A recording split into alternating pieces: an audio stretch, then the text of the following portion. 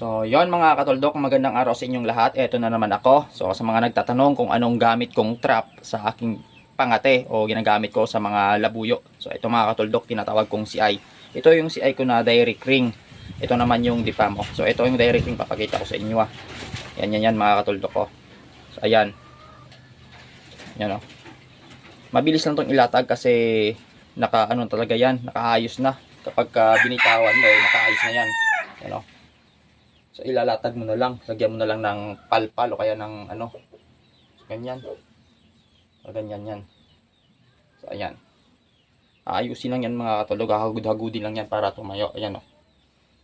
Tapos madali lang din itong iayusin kapag tapos mo nang ilatag o kaya uuwi ka na, madali lang yan iayusin. Ayan.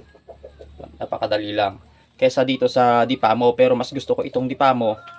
Kahit medyo matagal kasi ito hindi mo pwedeng bitawan lang to kapag naglatag ka. Dapat to iisa-isahin kasi Dipamo ito magkakanda buhol. Katulad niya no. Ayan.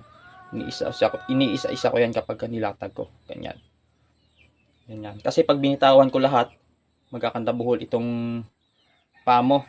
Kaya iniisa-isa ko. Kaya medyo matagal itong ilatag kesa dun sa direct ring. Yan, sa mga nagtatanong nga, ito yung ginagamit ko. Talaga yung Dipamo. Mas gusto ko ito.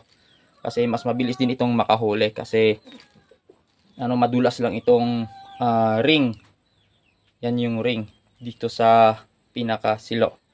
Ito yung pinaka-ring niya. At hintay-hintay lang kayo mga katulok. At meron na ako ditong nylon. At syempre yung pangkulay ko sa nylon. Meron akong kulay dito na green, brown, tsaka itim. So ito yung ginagamit kong pangkulay. Ito. Ayan. Yung Juvos, Venus.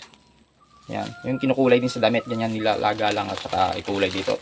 Hintay-hintay lang. Gagawa ako ng tutorial paano gawin yung aking CI. Sa ngayon hindi pa ako makakagawa kasi marami pang busy pa.